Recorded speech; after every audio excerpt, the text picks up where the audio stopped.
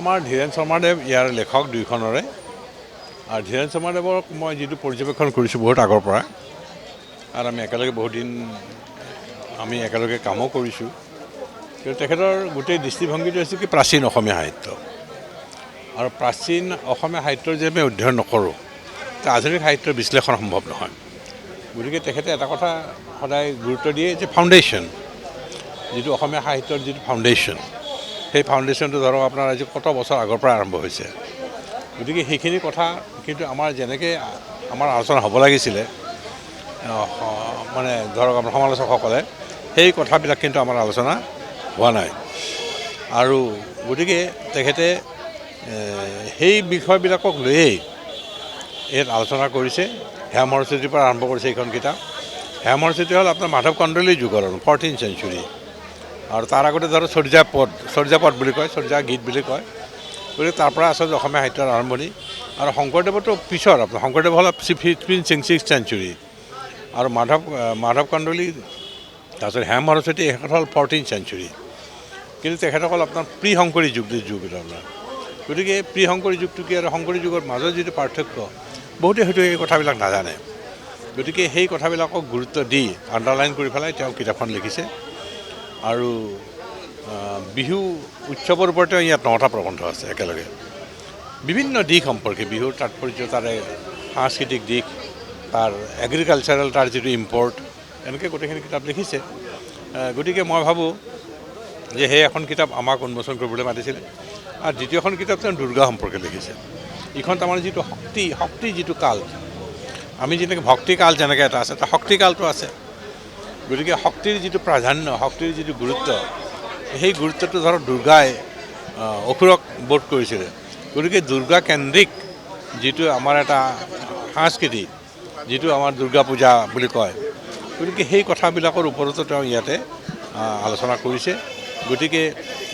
দুৰ্গাৰ নামটো বহুত উমা নাম কাত্যায়নী গতিকে আৰু তেওঁ গোটেই দেৱতাবিলাকৰ শক্তি আহৰণ কৰি পেলাই দুৰ্গাৰ সৃষ্টি হৈছে গতিকে এই কথাবিলাকো তেওঁ ইয়াত অতি তাত্ত্বিকভাৱে আলোচনা কৰিছে আৰু দুৰ্গা পূজাৰ লগত আৰু এটা ডাঙৰ কথা এটা আছে যিটোৱে দুৰ্গা পূজাক গুৰুত্ব দিছে তাৰ লগত এটা অৰ্থনৈতিক কথা এটা আছে যে দুৰ্গা পূজা বুলি কোৱাৰ লগে লগে যিটো এটা অৰ্থনৈতিক বিপ্লৱ ঘটে গোটেই ৰাজ্যখনত সেইটো কিন্তু শংকৰী যুগত কিন্তু সেইটো কথাটো নহ'ল সেইকাৰণে হয়তো শংকৰদেৱ বহুত ক্ষেত্ৰত মানে অলপ উপেক্ষিত হৈ থাকে বহুত ক্ষেত্ৰত গতিকে সেই কথাবিলাকো তেওঁ ইয়াত আলোচনা কৰিছে মই ভাবোঁ এনেকুৱা আলোচনাবিলাকৰ অলপ তাত্ত্বিক বা এনেকুৱা ধৰণৰ অলপ পদ্ধতিগতভাৱে হোৱাটো ভাল যাৰ দ্বাৰা নতুন পুৰুষ তেওঁলোকে আমাৰ সাহিত্য সংস্কৃতিৰ দিশটো আৰু বেছি ভালকৈ বুজিব পাৰে গতিকে মই তেখেতক ধন্যবাদ জ্ঞাপন কৰিছোঁ মোৰ গ্ৰন্থ দুখন এখন হ'ল সাহিত্য সংস্কৃতি সংবীক্ষণ এখন বিভিন্ন সময়ত লিখা প্ৰবন্ধৰ সংকলন আৰু এই গ্ৰন্থখন অসমৰ প্ৰথিতযশা সাহিত্যিক সমালোচক শংকৰদেৱ পাঞ্জাৱ ইউনিভাৰ্চিটিৰ শংকৰদেৱ আসনৰ বৰ্তমানৰ অধ্যাপক ডক্টৰ দয়ানন্দ পাঠকদেৱে উন্মোচন কৰিছে আৰু মহিষাসুৰ মৰ্দিনী দুৰ্গা তত্ত্ব আৰু দৰ্শন এই গ্ৰন্থখন অসমৰ আন এগৰাকী প্ৰথিতযশা লেখিকা দিছপুৰ মহাবিদ্যালয়ৰ অসমীয়া বিভাগৰ অৱসৰী প্ৰবক্তা অসমীয়া অধ্যাপক ডক্টৰ নমিতা ডেকা বাইদেৱে উন্মোচন কৰিলে আৰু আৰম্ভণিতে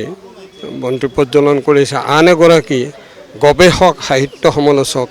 কনক চন্দ্ৰ শৰ্মা সভাখনত সভাপতিত্ব কৰিলে অখিল ভাৰতীয় সাহিত্য পৰিষদৰ কাৰ্যকৰী সভাপতি ঔপন্যাসিক দেৱেশ্বৰ কলিতাদেৱে আৰু সভাখনত আমাৰ গুৱাহাটীৰ বিভিন্ন লেখক সাহিত্যিক উপস্থিত আছিলে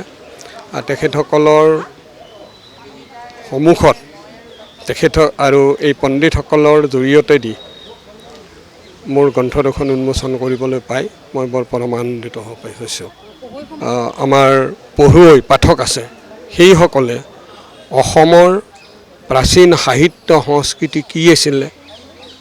অসমৰ প্ৰাচীন সাহিত্য সংস্কৃতিয়ে অকল ইয়াক কলা হিচাপে লিখিছে নে সমাজখনৰ কাৰণে ই জীৱনৰ কাৰণে হৈছে, এই কথাবোৰ কিন্তু এই যে কলা সাহিত্য সংস্কৃতি সকলোৰে জীৱনৰ কাৰণে মানুহৰ কল্যাণৰ নিমিত্তে এই কথাখিনি গ্ৰন্থখিনিত বিচাৰি পাব। দ্বিতীয়তে আমাৰ যিখন দুৰ্গা দেৱীক লৈ যিখন গ্ৰন্থ হৈছে মহীশাসুৰ মৰ্দিনী দেৱী দুৰ্গা,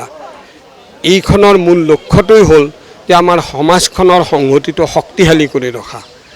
আমি বিভিন্ন পন্থা বৈষ্ণৱী, শাক্ত, গাণপত্য, আপোনাৰ সৌৰ ইত্যাদি যিবোৰ বিভাজন কৰি আমাৰ বিশেষকৈ বৈষ্ণৱ আৰু শাক্তৰ মাজত সমাজত এটা বিভাজন চলি থাকে। তো এইবোৰ দূৰ কৰিবলৈ আমি দুৰ্গা পূজা, দুৰ্গা দেৱী কি আৰু